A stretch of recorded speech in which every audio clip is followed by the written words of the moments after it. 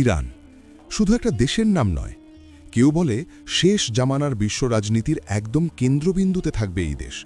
আবার কেউ বলে পবিত্র কুরআন, বাইবেল আর তাওরাত এই ৩ ধর্মগ্রন্থেই লুকিয়ে আছে ইরান নিয়ে অজানা সব রহস্য।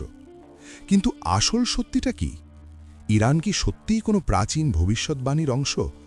হাজার বছর আগের আসমানি কিতাবগুলোতে এই দেশটা নিয়ে আসলে কি বলা হয়েছে? আজ আমরা ইতিহাসের সেই চাপা পড়া ধুলো সরিয়ে খুঁজব আসল সত্যি। জানব কেন এই মাটির উত্থান আর পতন নিয়ে স্বয়ং স্রষ্টা তার আসমানি কিতাবে কথা বলেছেন।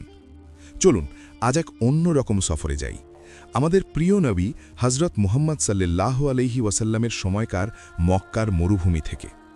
মক্কার কাফেররা তখন নবীজিকে আটকানোর জন্য নানা রকম ফন্দি আঁকছে। তারা চলে গেল মদিনার ইহুদি পণ্ডিতদের কাছে, জানতে চাইল মুহাম্মদ যে সত্যি নবী তা বোঝার উপায় কি, তাকে আমরা কি প্রশ্ন করতে পারি। ইহুদি পণ্ডিতরা মুচকি হেসে বলল, তাকে গিয়ে এমন একজন মহান বাদশার কথা জিজ্ঞেস করো যিনি পৃথিবীর পূর্ব থেকে পশ্চিম পর্যন্ত সফর করেছিলেন। সে যদি এর উত্তর দিতে পারে তবে বুঝবে সে সত্যিই আল্লাহর নবী। মক্কার কাফেররা এসে নবীজিকে এই প্রশ্ন করল, আর ঠিক তখনই জিব্রাইল আলাইহিস সালাম ওহী নিয়ে আসলেন। পবিত্র কুরআনের সূরা কাহাফে নাজিল হল সেই গায়েবী ইতিহাস। আল্লাহ তাআলা বললেন, তারা তোমাকে জুলকারনাইন সম্পর্কে জিজ্ঞাসা করে, বলো আমি তোমাদের কাছে তার কিছু বিবরণ পড়ে শোনাচ্ছি। কিন্তু কে ছিলেন এই বাদশাহ জুলকারনাইন, যার কথা স্বয়ং আল্লাহ কুরআনে এত সুন্দর করে বলেছেন? মাওলানা আবুল কালাম আজাদ এবং আল্লামা তাবাতাবাইয়ের মতো দুনিয়া কাঁপানো ইসলামিক স্কলাররা বছরের পর বছর কুরআন আর ইতিহাস গবেষণা করে এক চমকপ্রদ তথ্য দিয়েছেন। তারা বলেছেন, কুরআনের এই ন্যায়পরায়ণ বাদশাহ জুলকারনাইন আর কেউ নন, তিনি হলেন প্রাচীন পারস্য বা আজকের ইরানের একজন মহান বাদশাহ, যার নাম ছিল সাইরাস দ্য গ্রেট। অবাক হচ্ছেন? একটা দেশের ইতিহাস কিভাবে কুরআনের সাথে মিশে আছে তা বুঝতে হলে আমাদের আরেকটু পেছনে যেতে হবে। চলুন ফিরে যাই সেই সময়ে, যখন কুরআনের আরেক সূরা বনি ইসরাইল বা সূরা আল ইসরায়ের ইতিহাস রচিত হচ্ছিল। হজরত সুলাইমান আলাইহিস সালাম জেরুজালেমে জিনদের দিয়ে তৈরি করেছিলেন এক পবিত্র মসজিদ, বাইতুল মুকাদ্দাস বা মসজিদুল আকসা। তার ইন্তেকালের পর বনি ইসরাইল বা ইহুদিরা চরম অবাধ্য হয়ে উঠল। তারা আল্লাহর নবীদের হত্যা করতে লাগল। চারদিকে শুধু অন্যায় আর পাপ।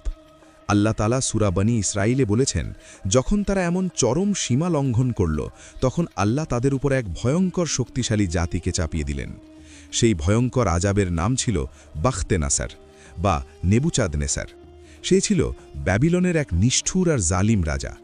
বাখতে নাসার তার বিশাল বাহিনী নিয়ে জেরুজালেমে আক্রমণ করল।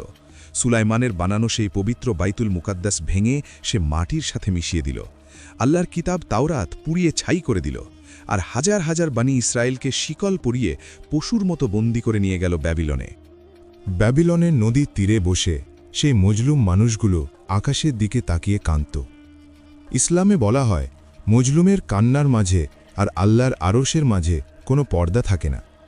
আল্লাহ তাআলা সেই মজলুমদের কান্না শুনেছিলেন, কিন্তু মজার ব্যাপার হলো, আল্লাহ তাদের বাঁচানোর জন্য কোনো ইসরায়েলি নবী পাঠাননি, বরং জালিমের পতন ঘটানোর জন্য আল্লাহ বেছে নিয়েছিলেন অনেক দূরের এক অচেনা মাটিকে।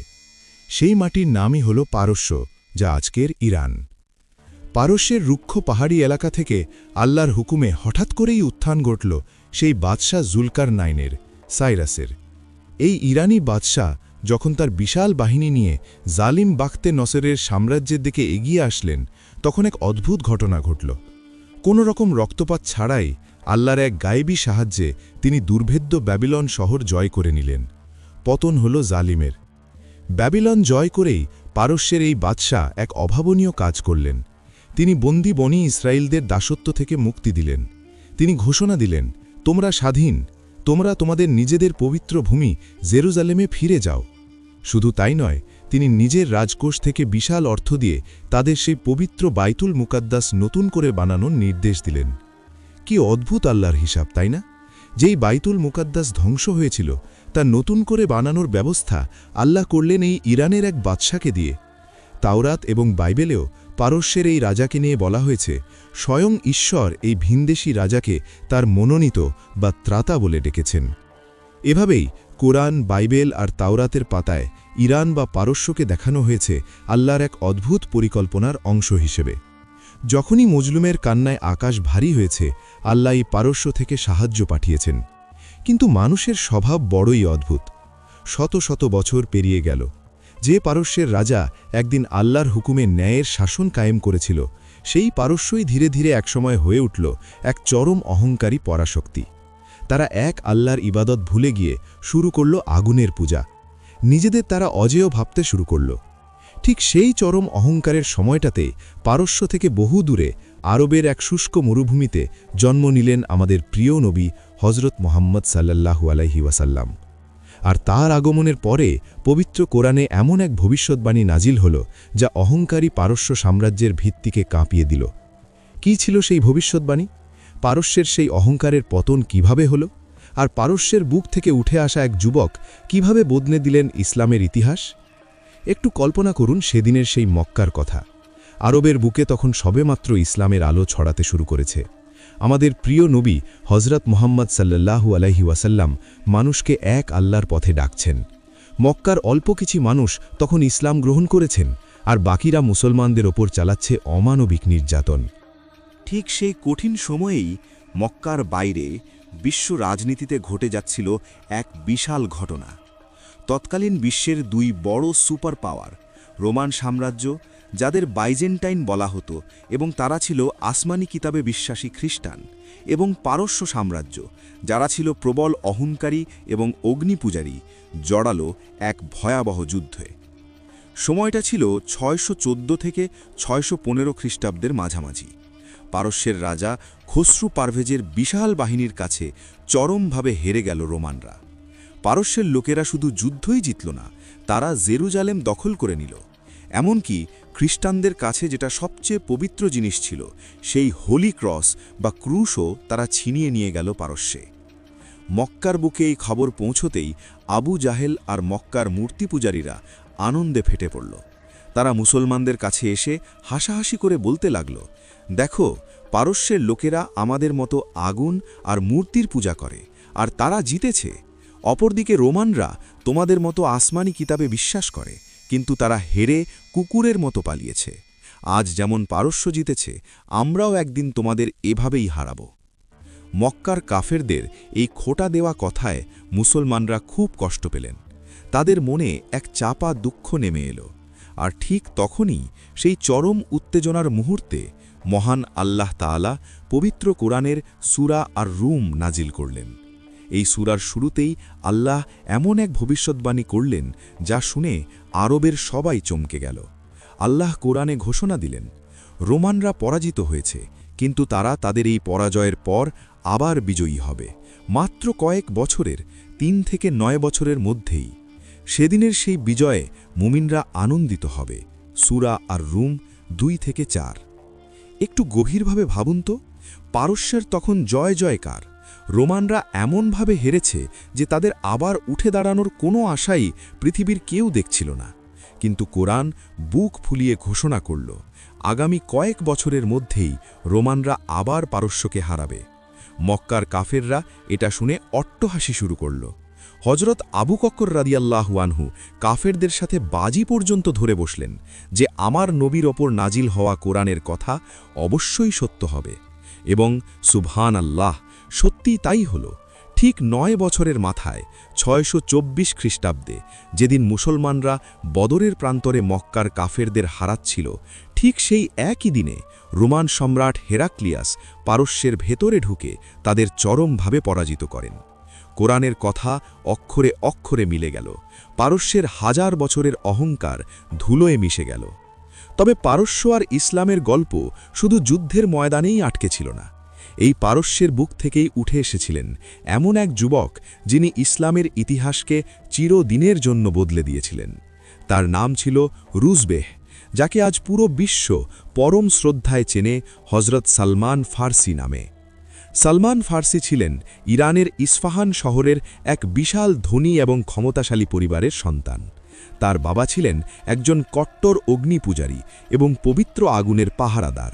কিন্তু সালমানের মন ওই আগুনে শান্তি পেল না। তিনি বুঝতে পারলেন এই আগুন কখনো স্রষ্টা হতে পারে না। সত্যের খোঁজে আসল স্রষ্টার খোঁজে তিনি একদিন বিশাল রাজপ্রাসাদ আর আরামের জীবন ছেড়ে বেরিয়ে পড়লেন, হয়ে গেলেন একজন সাধারণ ভবঘুরে। সিরিয়া, ইরাক হয়ে বহু বছর ধরে তিনি সত্য নবীর খোঁজ করতে লাগলেন।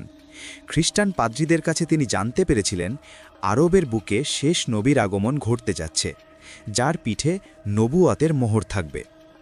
খুঁজতে খুঁজতে একদিন তিনি এসে পৌঁছালেন মদিনায়। তখন তিনি একজন কেনা দাস। যেদিন তিনি প্রথম আমাদের প্রিয় নবী হজরত মোহাম্মদ সাকে দেখলেন, নবীজির পিঠে নবুয়াতের সেই মোহর দেখলেন, সালমানের চোখ বেয়ে অঝরে পানি পড়তে লাগল। দীর্ঘ কয়েক দশকের খোঁজ তার শেষ হল। পারস্যের এই সত্য সন্ধানী তরুণ ইসলাম গ্রহণ করলেন এবং হয়ে উঠলেন রাসূল সায়ের অন্যতম প্রিয় সাহাবী। মদিনায় যখন মক্কার কাফেররা বিশাল বাহিনী নিয়ে আক্রমণ করতে আসলো, যাকে আমরা খন্দকের যুদ্ধ বলি, তখন মুসলমানরা চিন্তায় পড়ে গেলেন কিভাবে মদিনাকে বাঁচানো যায়। তখন এই সালমান ফারসিরা নবীজিকে একটা অদ্ভুত বুদ্ধি দিলেন। তিনি বললেন, ইয়া রাসূলাল্লাহ, আমাদের পারস্যে যখন শত্রুরা বিশাল বাহিনী নিয়ে আসে, তখন আমরা শহরের চারপাশে বিশাল গর্ত বা পরিখা খুঁড়ে ফেলি, যেন শত্রুরা ভেতরে ঢুকতে না পারে। আরবের মানুষ আগে কখনো এমন রণকৌশল দেখেনি। রসুল এই বুদ্ধি সানন্দে গ্রহণ করলেন এবং মদিনা রক্ষা পেল। ইসলামে পারস্যের এই অবদান চিরকাল স্বর্ণাক্ষরে লেখা থাকবে। কিন্তু পারস্যের রাজাদের অহংকার তখনও কমেনি। রাসূল যখন মদিনা থেকে পৃথিবীর বিভিন্ন রাজাদের কাছে ইসলামের দাওয়াত দিয়ে চিঠি পাঠাচ্ছিলেন, তখন একটি পবিত্র চিঠি পাঠানো হয়েছিল পারস্যের সম্রাট খসরু পারভেজের কাছেও। চিঠিটা পড়ে পারস্যের সম্রাট খসরু রাগে অন্ধ হয়ে গেল। সে ভাবল, একজন সাধারণ আরব আমাকে চিঠি লিখেছে, এত বড় সাহস! সে রাগে উন্মত্ত হয়ে নবীজির সেই পবিত্র চিঠিটি টুকরো টুকরো করে ছিঁড়ে ফেলল। এই খবর যখন মদিনায় রাসূলের কাছে পৌঁছাল, তখন তিনি শান্ত কণ্ঠে শুধু একটি কথা বলেছিলেন, সে যেমন আমার চিঠিকে টুকরো টুকরো করেছে, আল্লাহ তার সাম্রাজ্যকেও ঠিক তেমনি টুকরো টুকরো করে দেবেন। সুবহানাল্লাহ। নবীর মুখ থেকে বের হওয়া এই কথা মাটিতে পড়ার আগেই আকাশে কবুল হয়ে গেল। খসরু পারভেজকে তার নিজের ছেলেই রাতের আধারে নির্মমভাবে হত্যা করল। আর এর ঠিক কয়েক বছর পর হযরত উমর রার শাসনামলে পারস্যের সেই হাজার বছরের দাপুটে এবং অহংকারী সাম্রাজ্য তাসের ঘরের মতো ভেঙে পড়ল। যে পারস্য একদিন মুসলমানদের দুর্বল ভেবে ঠাট্টা করেছিল, সেই পারস্যের মাটিতেই পতপত করে উঠল ইসলামের কালেমার পতাকা। পারস্য বা ইরান যখন ইসলামের ছায়াতলে আসলো, তখন যেন ইতিহাসের এক নতুন অধ্যায় শুরু হলো। পারস্যের মানুষ তাদের পুরনো আগুনের পূজা ছেড়ে এক আল্লাহর সিজদায় নিজেদের মাথা লুটিয়ে দিল। আর তখন থেকেই শুরু হলো ইসলামের জ্ঞান বিজ্ঞানে ইরানীদের বিশাল এক জয়যাত্রা। রাসূল বহু আগেই একটি কথা বলেছিলেন, যা শুনলে আজ বিস্ময়ে অবাক হতে হয়। একদিন তিনি তার সাহাবীদের সাথে বসেছিলেন। এমন সময় তিনি হযরত সালমান ফারসি রাদিয়াল্লাহু আনহুর গায়ে হাত রেখে বললেন, যদি ঈমান বা জ্ঞান দূরের সুরাইয়া নক্ষত্রেও চলে যায়, তবু পারস্যের কিছু মানুষ সেখান থেকেও তা ঠিকই খুঁজে আনবে। আজ আমরা যে হাদিসের বইগুলো পড়ি তার দিকে একবার তাকান। সবচেয়ে বিশুদ্ধ হাদিস গ্রন্থ সহিহ বুখারীর লেখক ইমাম বুখারী রাহমাহুল্লাহ, তিনি এই বৃহত্তর খোরাসান বা প্রাচীন পারস্যের মানুষ ছিলেন। ইমাম মুসলিম, ইমাম তিরমিজি, ইমাম আবু দাউদ, এদের প্রায় সবাই ছিলেন অনারব এবং তাদের বেশিরভাগেরই জন্ম ছিল এই পারস্যের পবিত্র মাটিতে। আল্লাহ যেন এই ভূখণ্ডের মানুষদের মনে জ্ঞানের এক অদ্ভুত তৃষ্ণা দিয়ে পৃথিবীতে পাঠিয়েছেন। কিন্তু কোরআন ও হাদিসের পাতায় ইরানের আরও একটি ভয়ঙ্কর দিক লুকিয়ে আছে। শেষ জামানায় বা কিয়ামতের আগে এই পৃথিবীর অবস্থা যখন খুব খারাপ হয়ে যাবে, তখন এই ইরান বা পারস্য থেকেই ঘটবে মানব ইতিহাসের সবচেয়ে ভয়ঙ্কর সব ঘটনা। শেষ জামানার সবচেয়ে বড় ধোঁকাবাজ, সবচেয়ে বড় ফিতনা দাজ্জালের কথা আমরা সবাই জানি। রাসূল স্পষ্টভাবে বলে গেছেন, এই দাজ্জাল বেরোবে পূর্ব দিকের একটি এলাকা থেকে, যার নাম খোরাসান, যা প্রাচীন ইরান এবং আফগানিস্তানের বিশাল অংশ জুড়ে ছিল। আরেকটি সহিহ হাদিসে রাসূল বলেছেন, দাজ্জালের সাথী হবে ইস্পাহানের ৭০,০০০ ইহুদি। একটু খেয়াল করুন, এই ইস্পাহান শহরটি কিন্তু বর্তমানে ইরানের একেবারে মাঝখানে অবস্থিত। আজও সেখানে ইহুদিদের বসবাস রয়েছে। শেষ জামানায় এই ইস্পাহান শহরই হয়ে উঠবে দাজ্জালের অন্যতম বড় ঘাঁটি। আবার একই সাথে হাদিসে এও বলা হয়েছে যে শেষ জামানায় দাজ্জালের বিরুদ্ধে লড়াই করার জন্য ইমাম মাহদির সাহায্যে যে দল এগিয়ে আসবে তাদের হাতে থাকবে কালো পতাকা, আর সেই ঈমানদার কালো পতাকাবাহী দলটিও আসবে এই বৃহত্তর খোরাসান বা প্রাচীন পারস্যের দিক থেকেই। তার মানে এই ইরান হলো এমন একটি অদ্ভুত জায়গা যেখান থেকে শেষ জামানায় চরম সত্য এবং চরম মিথ্যা উভয়েরই উত্থান ঘটবে। এটি যেন আল্লাহর তৈরি করা শেষ জামানার এক বিশাল পরীক্ষা কেন্দ্র। আজকের এই পৃথিবীর দিকে তাকালে মাঝে মাঝে বড্ড অবাক লাগে, বড্ড ভয় হয়। কত সাম্রাজ্য এই পৃথিবীতে আসলো, কত রাজা বাদশাহ নিজেদের ক্ষমতার অহংকারে ধরাকে সরা জ্ঞান করল। এই তো সেদিন এই পারস্যের রাজারা ভাবত তারাই বুঝি পুরো পৃথিবীর মালিক। তাদের প্রাসাদের বিশাল সব দেওয়াল, তাদের সোনা দানায় মোড়ানো সিংহাসন, আজ কোথায় সেগুলো? কোথায় সেই জালিম বখতে নসর? কোথায় সেই অহংকারী রাজা খসরু পারভেজ, যে রাগের বশে আমার প্রিয় নবীর পবিত্র চিঠিটাকে টুকরো টুকরো করে ছিঁড়ে ফেলেছিল? আজ তাদের কবরগুলো মরুভূমির ধুলোয় মিশে গেছে, কেউ তাদের নামটাও মনে রাখেনি। অথচ একবার ভেবে দেখুন, যে নবীকে তারা অপমান করেছিল, যে ইসলামকে তারা শেষ করে দিতে চেয়েছিল, আজ সেই মদিনাওয়ালার নাম পৃথিবীর এক প্রান্ত থেকে আর এক প্রান্তে দিনে 5 বার আজানের সুরে বেজে ওঠে। 1000 বছর আগে কুরআন যা বলেছিল, তাওরাত যা বলেছিল, আজ তা আমাদের চোখের সামনে জলজ্জন্ত সত্যি হয়ে দাঁড়িয়ে আছে। আজকের এই ইরান, এই মধ্যপ্রাচ্য আবার জ্বলছে। চারিদিকে শুধু যুদ্ধের দামামা, অস্ত্রের ঝনঝনানি আর রক্তের গন্ধ। মায়েরা ডুকরে ডুকরে কাঁদছে, নিষ্পাপ শিশুরা হারাচ্ছে তাদের আশ্রয়, চারিদিকে শুধু হাহাকার। পৃথিবী যেন খুব দ্রুত, ভীষণ দ্রুত ছুটে চলেছে সেই শেষ জামানার দিকে, সেই ভয়ঙ্কর দিনগুলোর দিকে, যার কথা আসমানি কিতাবগুলো 1000 বছর আগে আমাদের সতর্ক করে গেছে। আমরা মানুষরা আসলে কতটা অসহায়, তাই না? আমরা ভাবি আমাদের অনেক ক্ষমতা, অনেক টাকা পয়সা, অনেক প্রযুক্তি, কিন্তু মহান আল্লাহর এক নিমিষের ইশারার সামনে আমরা সবাই বড় বেশি দুর্বল। হয়তো আর বেশি দিন বাকি নেই। যে মাটির বুক চিরে একদিন সত্যের আলো ফুটেছিল, হয়তো সেই মাটি থেকেই আবার নেমে আসবে ঈমানের শেষ পরীক্ষার ডাক। চোখ বন্ধ করে একবার শুধু নিজেকে প্রশ্ন করুন তো, আপনি কি প্রস্তুত? এই ধোকায় ভরা পৃথিবীতে, যেখানে মিথ্যাকে সত্য বলে সাজানো হচ্ছে, সেখানে আমরা কি আসল সত্যটাকে চিনতে পারব? নাকি দাজ্জালের ওই ভয়ঙ্কর মায়াজালে আটকা পড়ে চিরকালের জন্য হারাবো নিজেদের মহামূল্যবান ঈমান? হে আল্লাহ, যখন পৃথিবীর চারদিকে শুধু অন্ধকার আর ধোঁকাবাজি ঘনিয়ে আসবে, তুমি আমাদের ঈমানটুকু রক্ষা করো। এই ক্ষণস্থায়ী 2 দিনের পৃথিবীর মায়ায় পড়ে আমরা যেন তোমার সত্য পথটা হারিয়ে না ফেলি। আমাদের ক্ষমা করো প্রভু, আমাদের ক্ষমা করো।